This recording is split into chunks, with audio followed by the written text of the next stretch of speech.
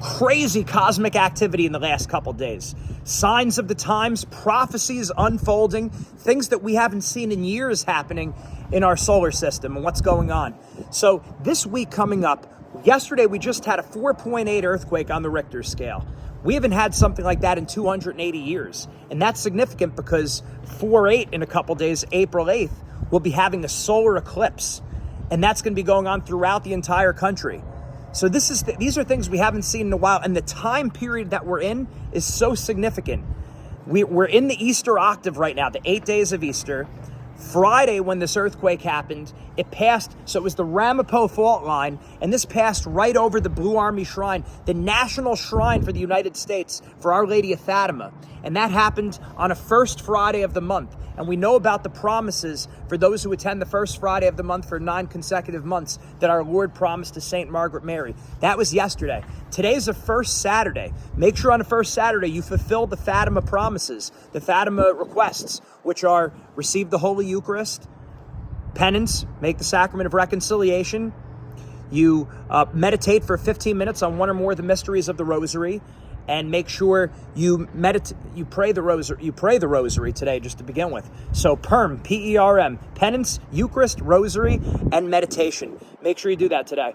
Then tomorrow is the octave day of Easter, and the octave is usually the greatest day of the feast. So the 8th day of Easter, there's so many names for this day. Divine Mercy Sunday, Low Sunday, Quasimodo Sunday, taken from the introit in the traditional Latin Mass, which is Quasimodo Geniti Infantes, which means out of the mouth of newborn babes. Now, Divine Mercy, the promise is different than a plenary indulgence. Yes, Pope John Paul II granted a plenary indulgence under the normal conditions for Divine Mercy Sunday, but the promise that St. Faustina gave is something even greater than a plenary indulgence, because the promise is anyone who receives the Eucharist and goes to confession on that Sunday will receive complete remission from their sins, even temporal punishment. Now, that's true for a plenary indulgence, but we have to remember, we have to bear in mind that the only way you get the plenary indulgence is if you're completely detached from all venial sin, which, in all probability, we're not completely detached, which is why many souls go to purgatory after this life when they die. So you don't even need that detachment from the sin. Now, of course, you should detach yourself as much as you possibly can from even the smallest venial sin. But the point is, this is a grace from God, an extra grace from God, that if you receive communion and go to confession, you'll be wiped clean from all temporal punishment due to sin. And it's basically like a second baptism. And we can even see that in the introit for Low Sunday, Quasimodo Sunday, Quasimodo Geniti Infantes, out of the mouth of newborn babes. You'll be like a newborn babe. It's like a second baptism. It's not a second baptism. You can't be baptized again. Even if people try, you can't. And that's wrong. You wouldn't do that. But this would be, your soul would be clean as if a second baptism just happened.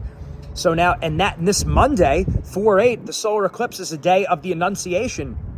The Annunciation, which its feast has been transferred, which almost never happens. Normally it's March 25th, and that has so many significant points right there. It's the day the world was created. It's the day Christ was crucified.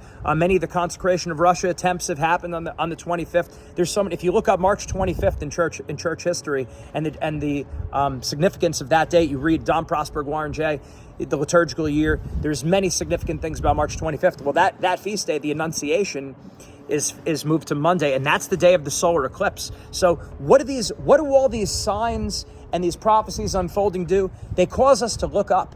Now, what might happen on the solar eclipse?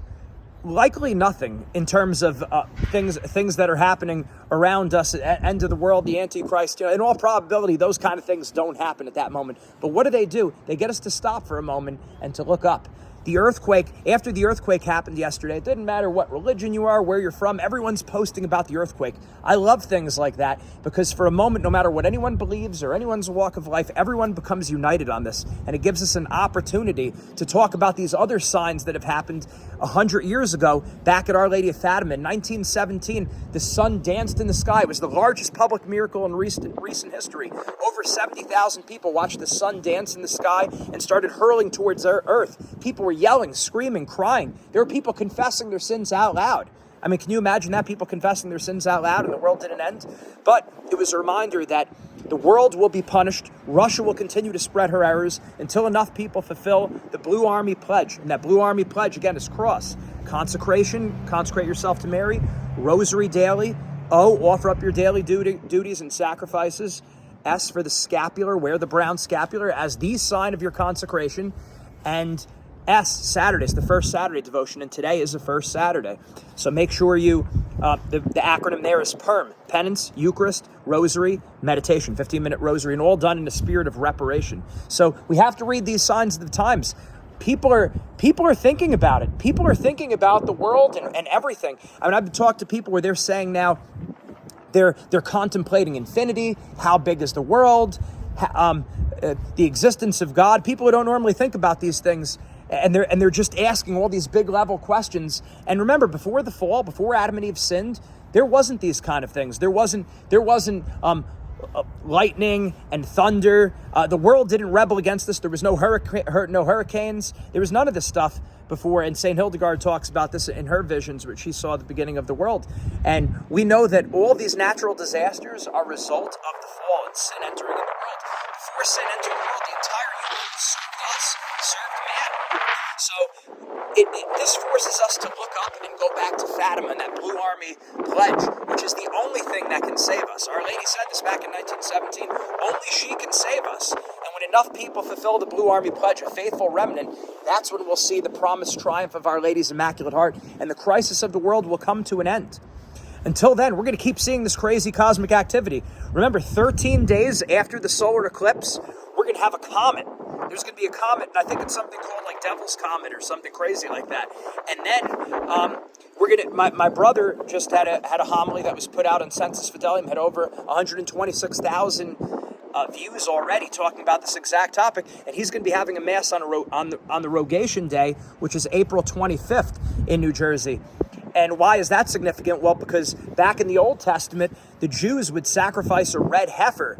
And now we know the temple's been destroyed. We know Catholicism is the completion of Judaism, right? We know Judaism is pre-Christ Catholicism. Catholicism is post-Christ Judaism, right? Well, a lot of Jews, they don't understand that. So for them, they're still looking to these sacrifices, which have been defunct since the temple was destroyed. Because the only place sacrifices could happen is the temple.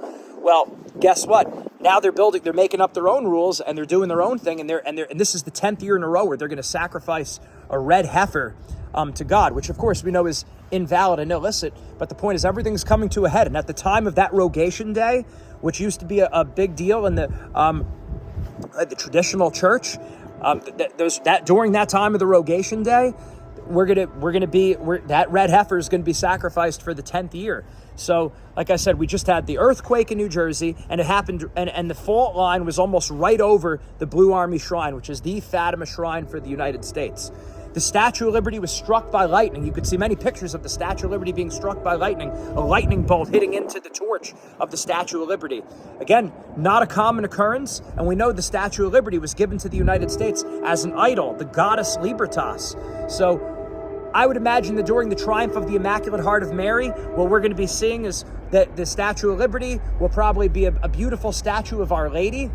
And the United States American flag, within the stars on that flag, will have the Sacred Heart, those beautiful flags that the remnant puts out, the United States flag with the Sacred Heart. I have that in the front of my house.